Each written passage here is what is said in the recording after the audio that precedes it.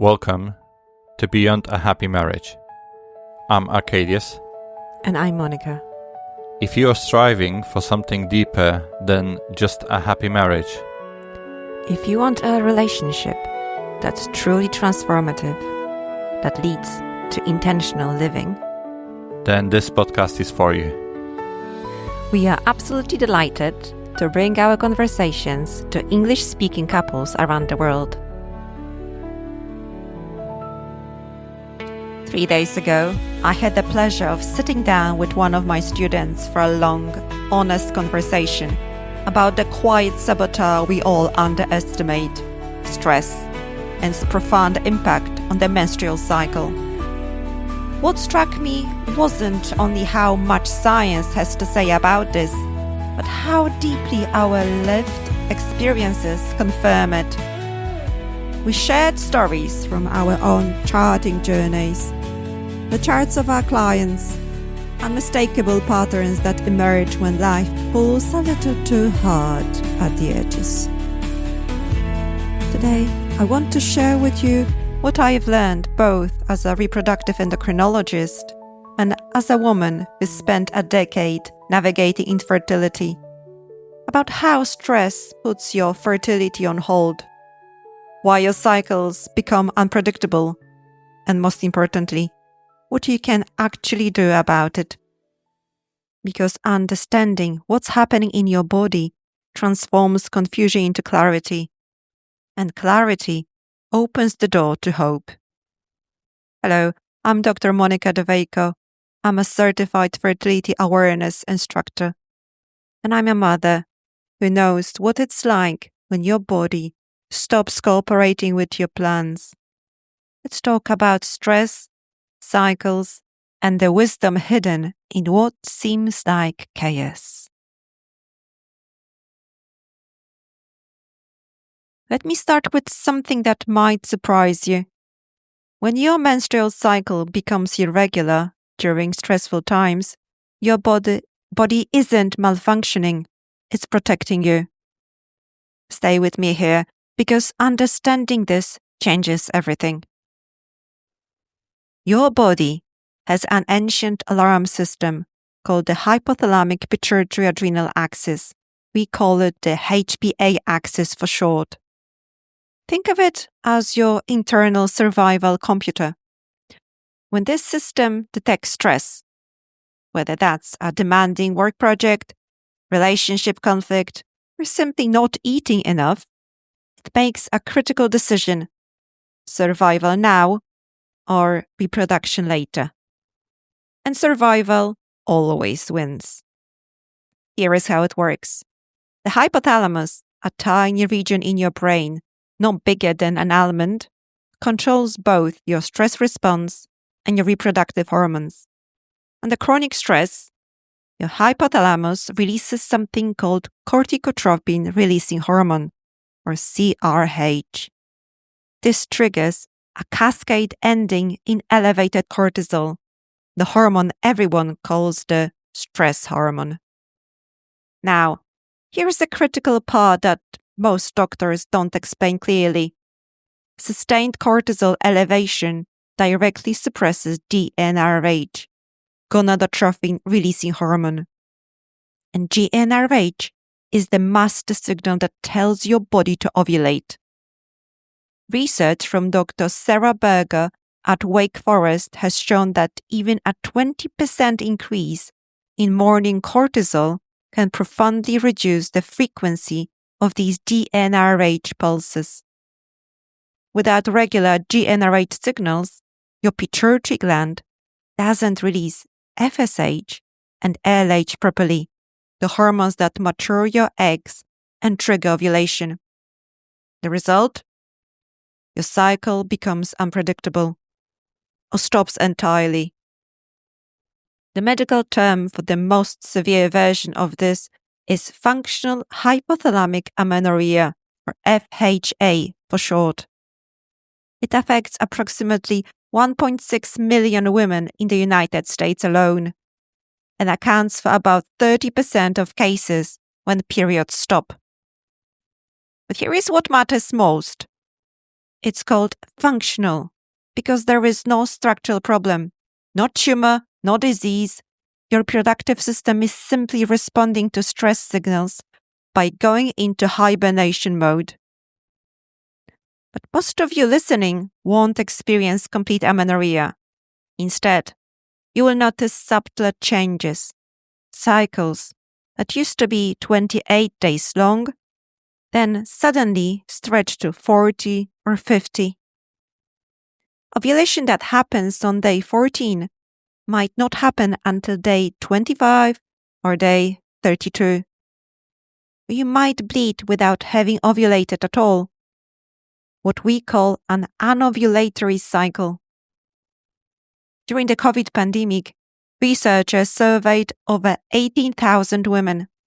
46% reported menstrual cycle changes. 53% described worsening premenstrual symptoms.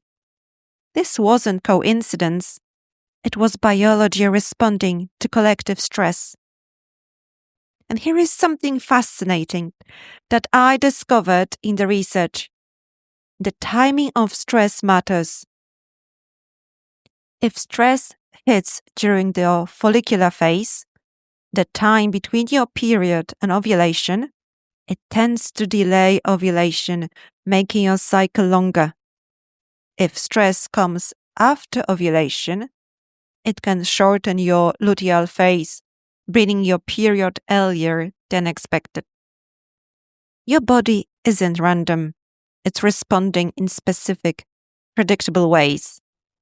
Once you understand the pattern, the chaos becomes interpretable. So let's talk about what this means for you practically. Whether you're experiencing complete amenorrhea, irregular cycles, or just noticing your patterns changing during stressful times. First, I want you to understand the spectrum of stress-related cycle disruption.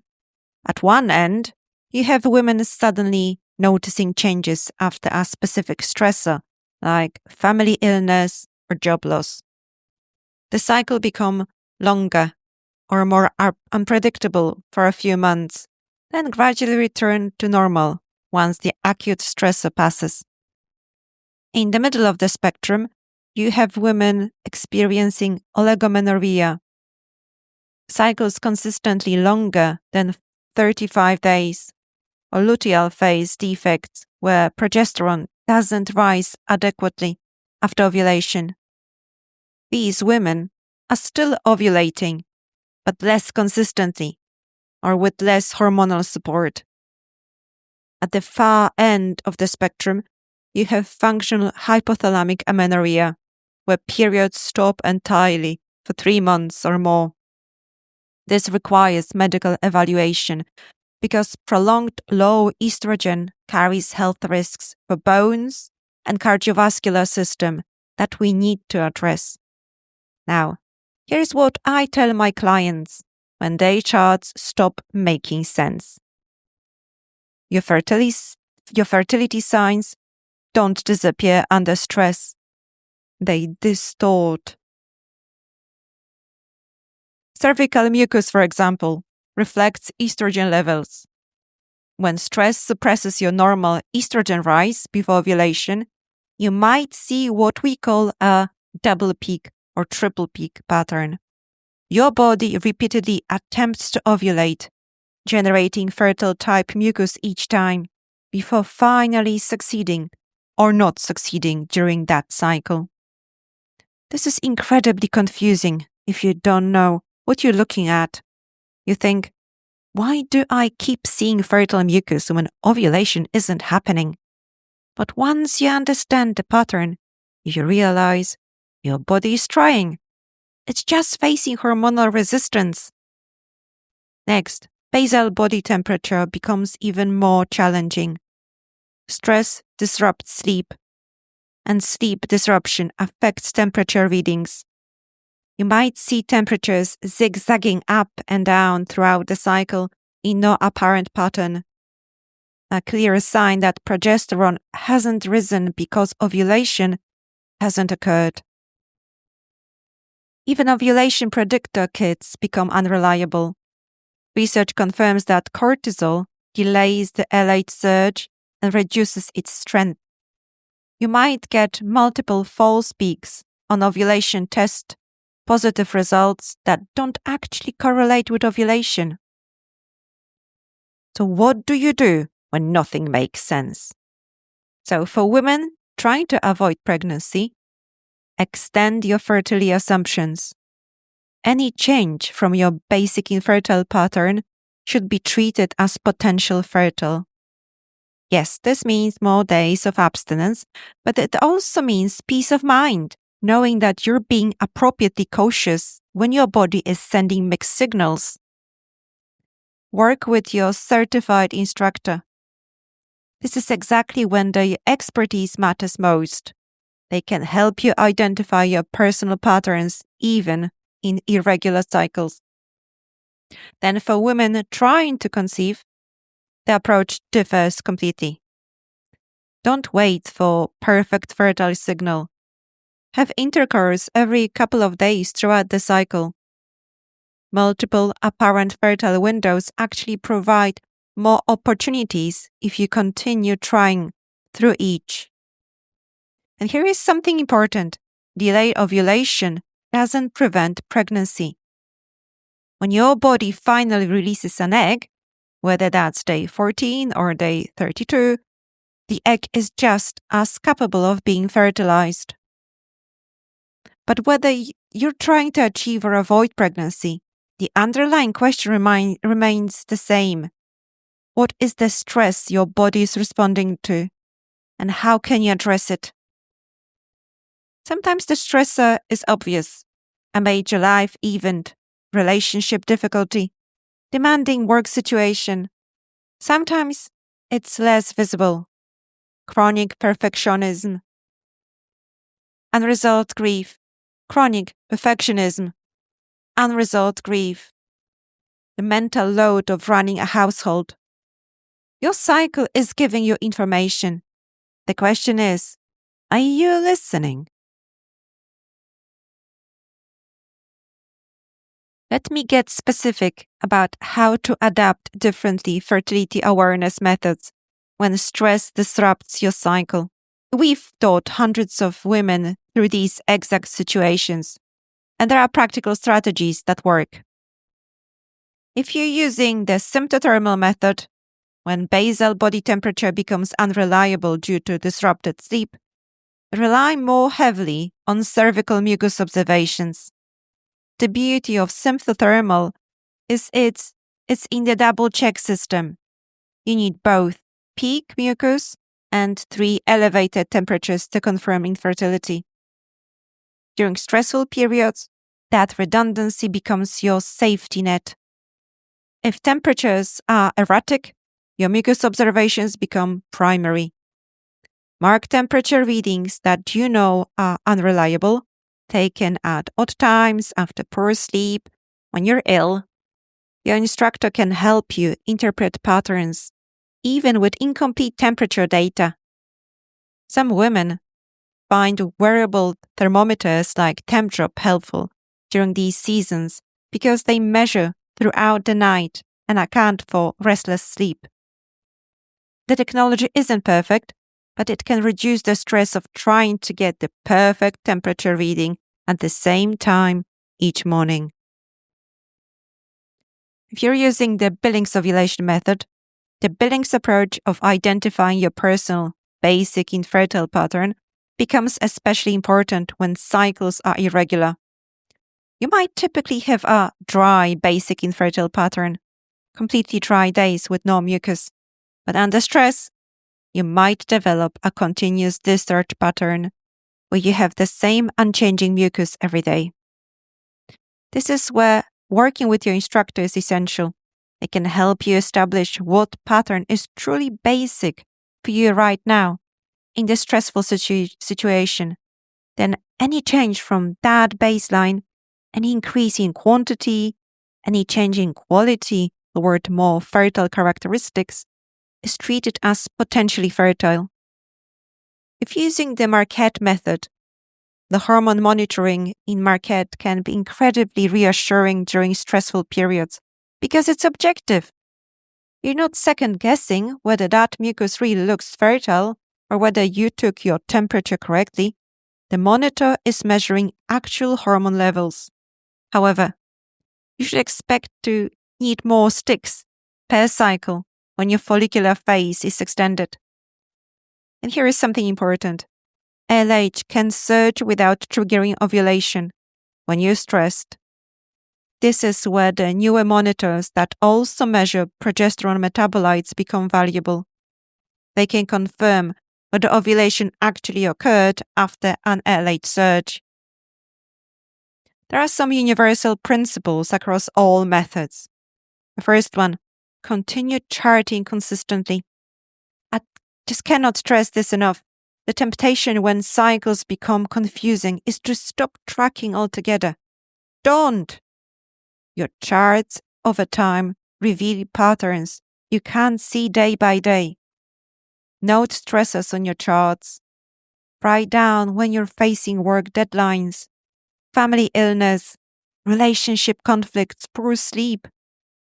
Over several cycles, you'll start seeing correlations between life events and cycle changes. This awareness itself can be powerful. Now let's talk about what actually helps, because I don't want to leave you with just information. I want to leave you with hope and practical tools. The research on interventions for stress-related cycle disruption is remarkably encouraging. The landmark study by Dr. Sarah Berger compared cognitive behavioural therapy to simple observation in women with complete amenorrhea from stress. The results: 75% of women receiving therapy resumed ovulation. Only 12.5% in the observation group did. That's not a small difference. That's life-changing.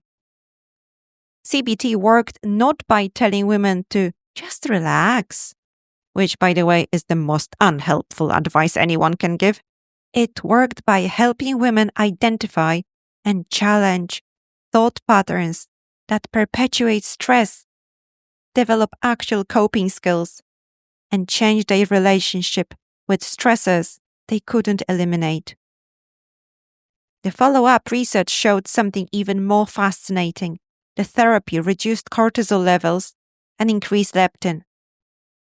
The intervention addressed the underlying neuroendocrine dysregulation, not just behavioral symptoms. For less severe cycle irregularity, mindfulness-based interventions show real promise. A recent meta-analysis of 19 randomized trials found that mindfulness produced significant effects on anxiety, depressive symptoms, and stress. These aren't trivial improvements. They're measurable changes in the biological stress response. Here is what I tell women who come to me with stress-related cycle issues. There is rarely one single solution. Recovery usually requires an integrated approach.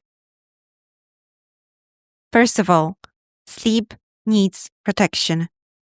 Your sleep-wake cycles are regulated by the same brain regions controlling reproductive hormones. Sleep deprivation increases stress-related inflammation and cortisol. For married women, often with small children, this often means having an honest conversation with your husband about sharing nighttime and morning responsibilities so you can get consistent, quality sleep. Exercise. Exercise requires balance. Not too much, not too little. Insufficient energy availability disrupts LH pulsatility. So it means if you're exercising intensely without eating enough to match that expenditure, your cycle will suffer. But moderate exercise generally benefits mood and stress management. Find that balance. Nutrition. It matters more than you think. Adequate caloric intake is essential for reversing amenorrhea. balance macronutrients with sufficient healthy fats support hormone synthesis. Specific nutrients like calcium and vitamin D have demonstrated benefits, and reducing excess caffeine, sugar, and alcohol, all of which can elevate cortisol, supports your stress management efforts. Spiritual practices. They have measurable effects. Research documents that prayer leads to lower heart rate, reduced muscle tension, and slower breathing.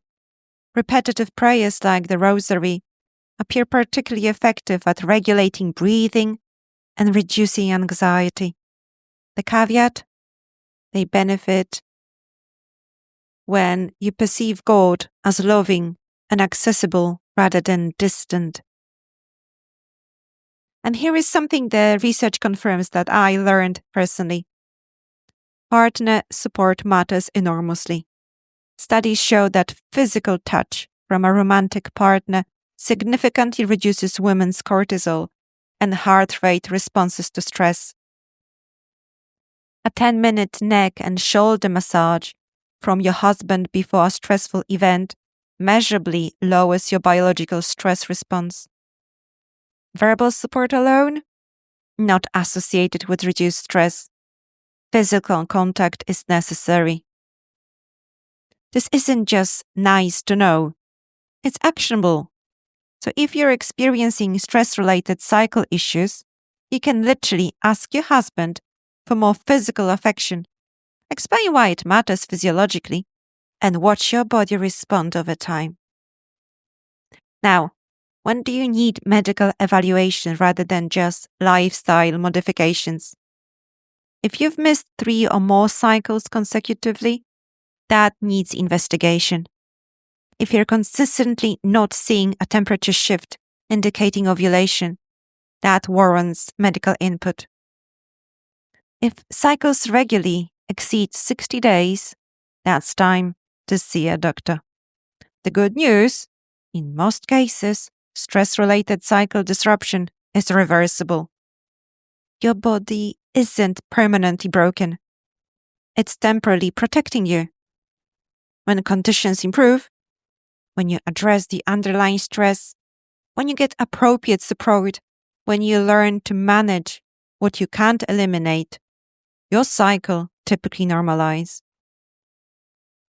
I've seen it hundreds of times in my work as an instructor. I lived it myself, and the research confirms it. Your body has wisdom you might not consciously understand yet. Trust it. Listen to it. Work with it rather than against it. Thank you for trusting me with this time today. If this episode resonated with you, I would encourage you to explore our previous episodes or check natprofam.com. Remember, your cycle isn't random. Your body isn't broken.